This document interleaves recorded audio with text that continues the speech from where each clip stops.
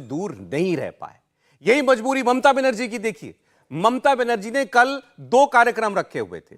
कालीघाट मंदिर में जाकर पहले उन्होंने पूजा की, दर्शन किए, और उसके बाद इन्होंने एक सर्वधर्म मोर्चा निकाला, एक रैली निकाली जिसमें सभी धर्मों के लोग शामिल थे। और उन्होंने और उनके भतीजे अभिषेक बनर्जी ने क्या कहा इसके बाद कि धर्म और राजनीति का मेल ठीक नहीं है। हम आस्था हर पंथ में रखते हैं, आस्था ईश्वर में रखते हैं, लेकिन हिंसा जहां हुई हो उस जगह का कैसे स्वागत कर सकते हैं। यह ममता बनर्जी को कहना पड़ रहा है। मंदिर से दूरी वो भी नहीं कल के दिन बना पाई। यह संदेश देना उनके लिए मुमकिन नहीं था कि मैं इतने बड़े दिन जब पूरे भारतवर्ष के अंदर राम का मंदिर बनने की खुशी हो, उस दिन मैं कैसे दिखाई दूं, उसके खिलाफ खड़ी हुई। लेकिन कुछ और नेता भी थे जिनको इससे बढ़ चढ़कर कुछ करना पड़ा। अरविंद केजरीवाल, जिन्होंने पहले यह घोषणा कर दी थी कि उनकी पार्टी जगह जगह सुंदरकांड के पाठ कराएगी, और कल वैसे ही आयोजनों में उनकी पार्टी के मंत्री जाते हुए दिखाई दिए। सोशल मीडिया पर श्री राम की जय करते हुए अरविंद केजरीवाल आपको दिखाई दे रहे थे। ऐसा ही मैसेज अखिलेश यादव को भी डालना पड़ा सोशल मीडिया के ऊपर।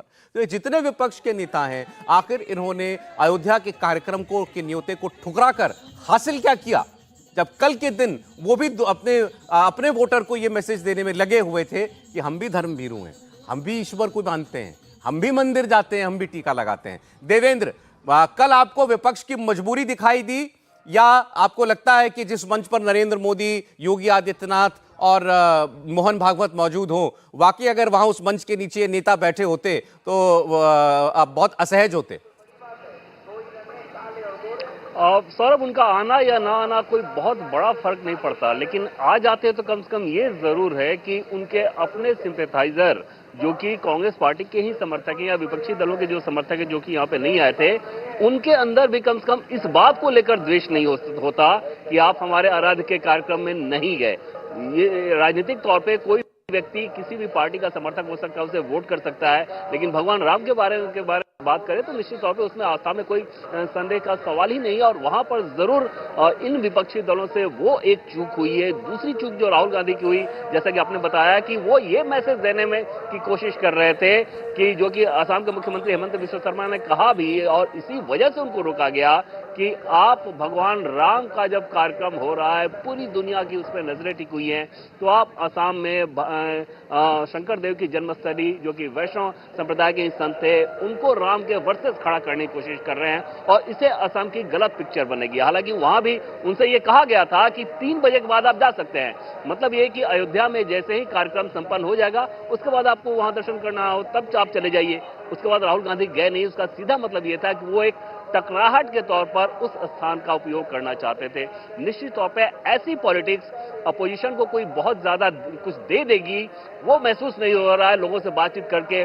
उल्टे इसका रिएक्शन बहुत ज्यादा है। यहाँ अयोध्या में भी सौरभ हमने देखा कि अच्छा, ऐसा नहीं है कि अयोध्या कोई बीजेपी का गढ़ रहा हो, यहाँ पर विपक्षी दलों का भी अच्छा खासा वजूद रहा है अयोध्या लोकल की बात करें तो। लेकिन जब जब यहाँ पर कार्यक्रम में कांग्रेस पार्टी का कोई भी नेता राम मंदिर को लेकर संबंध में कोई भी बात कहता था, तो उसे एक हुटिंग का सामना करना पड़ता था। और ये चीज विपक्षी दलों के लिए निश्चित तौर पर चिंताजनक होनी चाहिए थी 22 जनवरी को अपने रुख को लेकर, लेकिन वो चिंता करते हुए नजर नहीं आए। अच्छा, और एक भी ये चीज महसूस हो रही है राहुल जी कि कांग्रेस के शीर्ष नेतृत्व ने जो भी फैसला किया हो, राहुल गांधी, माना जाता है कि राहुल गांधी का ही वो फैसला था कि हम अयोध्या नहीं जाएंगे इस कार्यक्रम के लिए। सोनिया गांधी शायद इच्छुक थी जाने की, लेकिन अब वो मजबूरी उनकी जो सेकंड रैंक ऑफ लीडरशिप है उसके ऊपर दिखाई दे रही है कि कैसे जनता में कोई खराब मैसेज, नेगेटिव मैसेज ना चला जाए कि भाई ये आस्था का सम्मान नहीं करते। इन्होंने राम जी के मंदिर का न्योता ठुकरा दिया। सिद्धारमैया कल राम के मंदिर में गए हुए थे, वो कह रहे हैं मैं यहाँ राम की मूर्ति लगाऊंगा। सुखविंदर सुक्खू मंदिर के अंदर जाते हुए कल दिखाई दिए। वो कमलनाथ कह रहे हैं कि हम कैसे राम से दूर हो सकते हैं। बिल्कुल, वीरभद्र सिंह के बेटे जो हैं वहाँ पे अयोध्या गए, विक्रमादित्य, और मेरे ख्याल से एक और भी कोई फैजाबाद के 2 बार सांसद रहे हैं कांग्रेस के, वो भी अयोध्या गए थे कल। तो ऐसा नहीं है कि पार्टियों में अपने आप में ही काफ़ी ज़्यादा विरोध है इस चीज़ को लेकर, क्योंकि पार्टी के जो विरोधी पार्टियां भी हैं जो वहाँ नहीं गई न्योते के बावजूद, वहाँ पर भी नेता ऐसा मानते हैं कि अलग अलग विचारधारा हो सकती है पॉलिटिक्स को लेकर, राजनीति को लेकर, लेकिन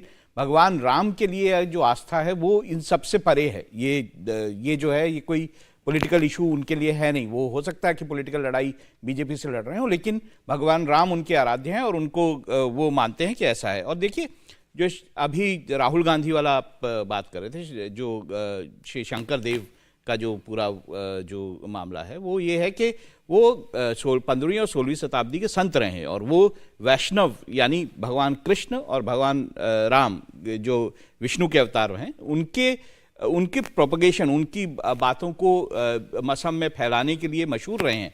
उन्होंने अपनी कविताओं के ज़रिए, अपने नाटकों के ज़रिए पूरे असम में ये बात फैलाई है और वैष्णव संप्रदाय को आगे बढ़ाया है। उनके मठ में उन्होंने जाने की कोशिश की थी, तो वो भी कहीं ना कहीं भगवान विष्णु के जो उनको पूछते हैं उन्हीं के पास, उन्हीं के मठ में जाने की कोशिश कर रहे थे। तो ये बात देखिए, इसके कारण ये हो सकता है कि क्योंकि भगवान राम के मंदिर अयोध्या में जो बात हो रही है, जो कार्यक्रम चल रहा था, उससे कहीं ना कहीं पूरी लाइमलाइट जो है वो बीजेपी पे और जो वहाँ पे आरएसएस के नेता था उन पे ना चली जाए। कहीं ये कोशिश दिखाई देती है, चाहे वो ममता बनर्जी हों, चाहे वो राहुल गांधी हों, चाहे केजरीवाल हों, वो कहीं ना कहीं ये कोशिश करें कि उनको भी कहीं ना कहीं कुछ लाइमलाइट मिल जाए, उनको भी कहीं ना कहीं दिख जाएं लोगों को कुछ करते हुए इस संदर्भ में। और जो पूरा का पूरा फोकस है वो कहीं भगवान राम का जो मंदिर वहाँ बना है अयोध्या में और वहाँ पर जो कार्यक्रम चल रहा है उस पर ना रह जाए। नहीं, लेकिन मैं तो देख रहा था, मुझे तो राहुल गांधी का कहीं कोई बधाई संदेश भी दिखाई नहीं दिया कल राम मंदिर बनने को लेकर के। मैं यही कह रहा हूं, उन्होंने कोशिश ये थी, लेकिन सोशल मीडिया पर एक तस्वीर डाल सकते थे, बहुत से नेताओं ने डाली है। शशि थरूर ने लिखा है सियावर रामचंद्र की जय, और जो भगवान राम की जो प्रतिमा लगी है, जो विग्रह लगा है राम मंदिर के अंदर, वो उन्होंने डाला है। मैं बता रहा हूँ सिद्धरमैया मंदिर में जा रहे हैं, आपने बताया विक्रमादित्य वो मंदिर गए हैं, वो पूजा कर रहे थे, मुख्यमंत्री कल पूजा कर रहे थे हिमाचल प्रदेश के। राहुल गांधी ने जैसे कल का दिन को ब्लॉकआउट कर दिया है कि मतलब कि कल कोई इतना बड़ा काम हुआ है, ये कहीं नहीं दिखाई देता उनके किसी बयान के अंदर, उनकी किसी पोस्ट के अंदर। बाकी सब कुछ वो लिख रहे हैं। शंकरदेव मंदिर में जाने को लेकर के जो तमाशा, जो ड्रामा हुआ, वो सारा सीक्वेंस वो सोशल मीडिया पर डाल रहे हैं भगवान राम की। लेकिन भगवान राम के मंदिर की एक बात उन्होंने नहीं की है और उन्होंने अपनी पॉलिटिक्स बड़ी क्लियरली चूज कर ली है। बिल्कुल, और मुझे लगता है कि जो सोनिया गांधी को उन्होंने मंदिर जाने से रोका, ये उन्होंने सीधा सीधा संदेश दे दिया है कि हमें राजनीति किस आधार पे करना है और किस दिशा के अंदर की राजनीति करना है। यही कारण रहा कि न राहुल गांधी ने राम जन्मभूमि जाने का तय किया, न सोनिया गांधी को जाने दिया, न अपने पार्टी के राष्ट्रीय अध्यक्ष को जाने दिया, न कांग्रेस ने इस पर लेकर किसी भी तरह का पक्ष लेने की कोशिश की है। देखिए, लेकिन कांग्रेस इस बात को भी जानती है, कल अगर राहुल गांधी मंदिर जाने की कोशिश कर रहे थे या कांग्रेस के बाकी नेता मंदिर गए या हिंदू मंदिर जाके दर्शन कर रहे थे, कांग्रेस इस बात को जानती है कि कल जरूर ये गैर राजनीतिक कार्यक्रम था, लेकिन जब चुनाव में जाएंगे तो भारतीय जनता पार्टी के नेता इसे, जब चुनाव रैली होंगी तो इस बात का जिक्र जरूर करेंगे और इस बात का आरोप कांग्रेस पर लगाएंगे कि कांग्रेस ने राम मंदिर जन्मभूमि के प्राण प्रतिष्ठा कार्यक्रम का विरोध किया था, उसका बहिष्कार किया था। कांग्रेस हिंदू विरोधी है। मुझे लग रहा है कांग्रेस उस बात का जवाब नहीं दे पाएगी और शायद उससे बचने के लिए कांग्रेस ने कोशिश की कि हम अपने अपने मंदिरों में चले जाते हैं, बताने की कोशिश करते हैं कि हम हिंदू धर्म के विरोधी नहीं है, हम भी हिंदू है, हम भी राम भगवान को मानते हैं। कांग्रेस बताने की कोशिश कर रही है, लेकिन अब बहुत देर हो चुकी है। कांग्रेस को एक बड़ा मौका था राम जन्मभूमि के कार्यक्रम में जाकर अपने एक ऐतिहासिक गलती को सुधारने का। उन्होंने सीधे सीधे, मुझे लगता है कि विपक्ष ने इससे दूरी बनाकर भारतीय जनता पार्टी को एक बहुत बड़ा स्पेस दे दिया है 2024 के चुनाव के लिए भी और आने वाले समय के लिए, कि ये सीधा सीधा बंटवारा एक प्रकार से राजनीतिक रूप से जिसे कहते हैं ये कर दिया है कि हम हिंदू वोट की चिंता नहीं करते, हमें अपने मुस्लिम वोट जो तुष्टिकरण की राजनीति है, जिसका आरोप लगातार विपक्षी दलों पर लगता रहा है, कांग्रेस पर लगता रहा है, कांग्रेस ने बता दिया कि हाँ हमें उस वोट बैंक की चिंता है और इसीलिए हम इस मंदिर के कार्यक्रम से दूरी बना रहे हैं। मुझे लग रहा है जब चुनाव प्रचार अभियान शुरू होगा तब प्रधानमंत्री मोदी का भाषण, अमित शाह का भाषण या भारतीय जनता पार्टी का जो चुनाव प्रचार अभियान होगा उसमें जब राम मंदिर का जिक्र होगा और कांग्रेस से उससे दूरी बनाने का आरोप लगेगा, कांग्रेस उसका कोई जवाब नहीं दे पाएगी। मुझे लग रहा है जब घर घर यह बात जाएगी कि कांग्रेस ने इस कार्यक्रम से दूरी बनाई थी, राम जन्मभूमि के कार्यक्रम में नहीं आई थी, मुझे लग रहा है कांग्रेस के लिए इसका सामना करना बहुत मुश्किल होगा। और वैसा भी अभी एक स्टडी में आया था कि 2019 के चुनाव में 25% लोग जो रेगुलर मंदिर जाते हैं वो भारतीय जनता पार्टी को वोट किया था। 2014 में 45% ऐसे लोगों ने वोटिंग की थी और 2019 के अंदर 51% रेगुलर मंदिर जाने वाले लोगों ने भारतीय जनता पार्टी के पक्ष में वोटिंग की थी। अगर और इस बात जो आप जिससे जोड़ रहे हैं इसको, अभी बहुत सारे विपक्ष के नेता आपको अयोध्या जाते हुए दिखाई भी देंगे। मुझे लगता है जैसे उद्धव ठाकरे हैं जरूर जाएंगे। 5 तारीख को उन्होंने बोला है, कल ही उद्धव ठाकरे के से मतलब कहा गया है मातोश्री के यहाँ से कि 5 फरवरी के बाद उद्धव ठाकरे अपने नेताओं के साथ अयोध्या जाने वाले हैं। उद्धव ठाकरे जाएंगे, अखिलेश यादव ने कहा है कि शरद पवार जाने वाले हैं। मुझे लगता है कि दो तरह शरद पवार हो गए, अरविंद केजरीवाल हो गए। जैसे दो तरह की राजनीति जो है वो अलग अलग बांट ली गई है। वो ये है कि भारतीय जनता पार्टी ने ये साफ तौर से कह दिया है और ये दिखाती है, वो मानते भी हैं कि हिंदू जो राजनीति है, ये हिंदू समाज के लिए वो खड़े हुए हैं, ये बिल्कुल साफ तौर से उन्होंने गाल दिया। दूसरी तरफ कांग्रेस या बाकी दल जो हैं वो एक और तरह की राजनीति करने की कोशिश कर रहे हैं। वो ये कहते हैं वो ये मनाने की या ये संदेश देने की कोशिश कर रहे हैं कि वो सभी धर्मों के लोगों के साथ खड़े हुए हैं। ये एक कहीं ना कहीं कोशिश जो है दोनों पक्षों की तरफ से दिखाई जा रही है। नहीं, मैं तो आपकी बात को और बारीक करते हुए कहूंगा कि विपक्ष में भी दो तरीके की राजनीति दिखाई दे रही है राहुल जी। देवेंद्र, एक धड़ा वो जो अरविंद केजरीवाल का है, जो कल सुंदरकांड के पाठ आयोजित करा रहे थे, या वो उद्धव ठाकरे का है जो कालाराम मंदिर में भगवान राम के मंदिर में जाकर के पूजा कर रहे थे, या अखिलेश यादव जिन्होंने कहा कि मैं जाऊंगा इस मंदिर में पूजा करने के लिए, दर्शन करने के लिए। उन सबसे ज्यादा राहुल गांधी ने अपने आप को वैचारिक तौर पर, आइडियोलॉजी के स्तर पर इससे दूर कर लिया है। जब वो कोई मेंशन नहीं करते राम के मंदिर का, कल का दिन कितना बड़ा अवसर है इसका कहीं कोई आभास नहीं होने देते अपने आसपास कम से कम। तो राहुल गांधी ने जो दूरी बना ली है राम से, राम के मंदिर से, वो उनके विपक्ष के और साथियों से भी ज्यादा स्पष्ट दिखाई देती है। जी हाँ, बिल्कुल। और उस हिसाब से सौरभ अगर देखें तो ऐसा लगता है कि वो एकदम से लेफ्टिस्ट जो पार्टियां हैं वामपंथ की सोच के करीब कांग्रेस पार्टी को लेकर जा चुके हैं। जबकि कांग्रेस पार्टी के इतिहास को हमेशा से देखें तो ऐसे मसलों पर भी उसकी कोशिश रहती है कि लेफ्ट फील्ड करते हुए मध्यम मार्ग जैसा रहे अप्रोच, उसका इतना एक्सट्रीम ना चला जाए। आप अंदाजा लगाएं कि जिस कार्यक्रम में भारत में जो 150 संप्रदाय हैं अलग अलग, उसके संत यहाँ पर अगर आए हुए हैं, उसके प्रतिनिधि यहाँ पर आए हुए हैं, किसी भी क्षेत्र की आप बात कर लें, जुडिशरी की बात कर लें, स्पोर्ट्स की बात कर लें, बॉलीवुड की बात कर लें, साइंटिस्ट की बात कर लें, किसी भी फील्ड को आप उठाकर देखें, उसके टॉप लोग यहाँ पर पहुंचे हुए हैं। क्या वो सारे के सारे भाजपाई हैं? अमिताभ बच्चन, जिनकी पत्नी जया बच्चन समाजवादी पार्टी से, भले ही जया बच्चन नहीं आई, क्या जया बच्चन की सहमति नहीं रही होगी कि अमिताभ और अभिषेक दोनों यहाँ पर आए? क्या उनकी असहमति के बाद ये ऐसा हुआ होगा? तो ये सारी चीजें बता रही हैं कि ये कार्यक्रम ऐसा था ही नहीं जिसको लेकर राहुल गांधी इतना एक्सट्रीम चले गए कि ये बीजेपी और आरएसएस का कार्यक्रम है। इसमें कोई दो राय नहीं कि इसमें जो प्रमुख लोग हैं, जो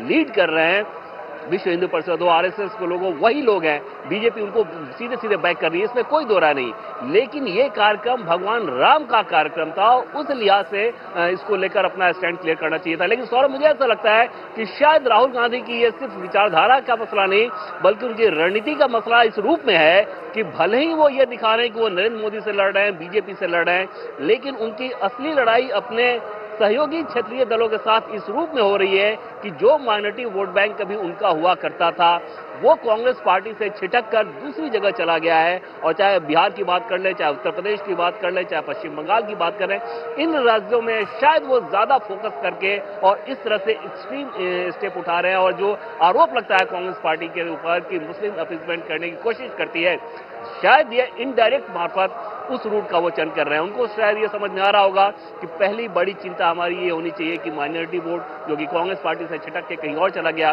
उसको लेकर वापस आया जाए। और उसको दिखाने के लिए ये जरूरी है कि आप नरेंद्र मोदी से लड़ रहे हैं, बीजेपी से लड़ रहे हैं। क्योंकि अगर नरेंद्र मोदी और बीजेपी से लड़ना होता तो राहुल गांधी की एक कोशिश होती है कि जो बीजेपी और नरेंद्र मोदी का वोट बैंक है, उसमें से अदमारी करने के लिए अपना रास्ता बनाया जाए, जो कि अरविंद केजरीवाल जैसे नेता कोशिश करते नजर आते हैं। वो काम राहुल गांधी नहीं कर रहे हैं। उससे समझ में आता है कि शायद रणनीति कुछ और है। सहमत है आप राहुल जी? बिल्कुल। देखिए, काफ़ी हद तक देखिए अरविंद केजरीवाल तो हर उस चीज़ में, देखिए अगर आप अरविंद केजरीवाल की राजनीति देखेंगे तो जिस प्लैंक को लेकर बीजेपी ने कांग्रेस पे हमला किया था, देखिए 2014 में चुनावों से पहले अगर आप देखें तो बीजेपी बहुत आक्रामक थी कांग्रेस को लेकर, उनके करप्शन के मामलों को लेकर, उनके भ्रष्टाचार के मामलों को लेकर। वहाँ पर कहीं ना कहीं अरविंद केजरीवाल ने उस प्लैंक को लेकर उठा के शुरू हो गए वो कि वही जो है वो भ्रष्टाचार के विरोधी सबसे बड़े हैं। और उन्होंने जो सारा उसके बाद आंदोलन हुआ, उसके बाद जो उनकी राजनीति जो शुरू हुई वो वैसे ही शुरू हुई। अगर आप कांग्रेस की राजनीति देखिए, कांग्रेस की राजनीति शुरू से ही, अगर आप जवाहरलाल नेहरू के ज़माने से भी देखेंगे तो कांग्रेस की राजनीति ये रही है कि वो किसी भी एक धर्म के साथ खड़े होकर अपने आप को नहीं दिखाना चाहते, वो दिखाना चाहते हैं कि वो सब धर्मों का है। लेकिन बीजेपी की राजनीति बड़ी साफ है, वो विकास की राजनीति है और वो हिंदू धर्म के साथ खड़े होने की राजनीति है। ये बड़ी साफ राजनीति बीजेपी की है। और बीजेपी जब विकास की बात करती है तो विकास में वो सब जो संप्रदाय हैं, सब धर्मों के लिए विकास की बात करती है। लेकिन जब वो धर्म की बात करती है तो वो हिंदू धर्म की बात करती है। तो राजनीतिक जो अपनी अपनी सोच है वो सबके, जैसे अब ममता बनर्जी है, ममता बनर्जी के लिए मुश्किल ये है कि वो वहाँ पर ऐसा नहीं कि पश्चिम बंगाल में वो जो है जगन्नाथ धाम नहीं बना रही हैं या वो हिंदू राजनीति नहीं करती, लेकिन उनको ये देखना है, उनकी राजनीति जो है मुस्लिम वोटों पर बहुत ज़्यादा टिकी हुई है। वो मुस्लिम और हिंदू जो वोट जो है उसको मिक्स करके आगे चलना चाहती हैं, इसीलिए उन्होंने सर्वधर्म जो अपनी रैली निकाली और वो जो सभा की वो इसीलिए की गई। चलिए एक ब्रेक हम यहां पर ले रहे हैं। सवाल ये था कि आखिर कल का दिन जो हमने देखा और जो देश के अंदर भावना देखी है भगवान राम को लेकर के, कुछ लोग कह रहे हैं कि ये राम की लहर है और नरेंद्र मोदी के काम की भी लहर है। तो नरेंद्र मोदी की पार्टी आखिर 2024 में कैसा प्रदर्शन करेगी? उन राज्यों में जहां एक एक दो दो तीन तीन सीट रह गई थी बाकी 2019 के अंदर, अब उन सीटों पर भी कैसे भारतीय जनता पार्टी परचम लहराने का प्रयास करेगी? 51% वोट जो कुछ राज्यों में बीजेपी को मिला था 2019 के चुनाव में, क्या पूरे देश में भी मिल सकता है? इस पर कहानी कुर्सी की में बात होगी एक छोटे से ब्रेक के बाद। चलो।